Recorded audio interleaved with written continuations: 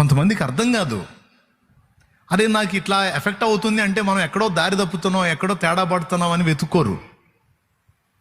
పైగా దేవుని మీద సణిగే వాళ్ళు ఉన్నారు. సనగటం కాదు, ఎక్కడ బ్యాలెన్స్ తప్పావో, ఎక్కడ హద్దులు దాటావో, ఎక్కడ దేవుని చిత్తాన్ని దాటిపోతున్నావో తెలుసుకోవాలి. తన యజమానుని చిత్తం ఎరిగి ఉండియో అలాగూ చేయని వానికి అనేకమైన దెబ్బలు తగులుందని రాస్తుంది. తన యజమానుని చిత్తం ఎరిగి ఉండియో అలాగూ చేయని వానికి అనేకమైన దెబ్బలు.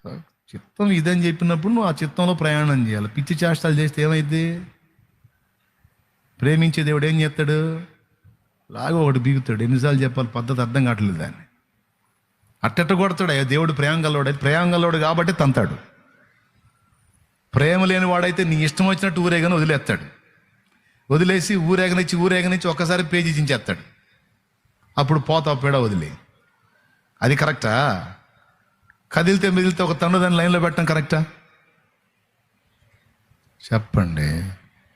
కదిలితే మెదిలితే ఒకటేసి లైన్లో కూర్చోబెట్టడం ఎంతైనా మంచిది.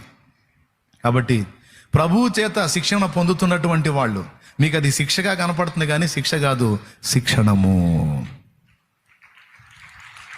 నీకు అది శిక్షగా కనపడుతుంది. నువ్వు అనుభవిస్తున్న శ్రమ నా కర్మ కొద్దీ వచ్చింది, నా దరిద్రంగా వచ్చిందని నువ్వు అనుకుంటుండొచ్చు. కానీ శిక్షగా కనపడుతున్నది శిక్ష కాదు. నిన్ను ప్రేమించి దేవుడు నీకు ఇచ్చిన శిక్షణ.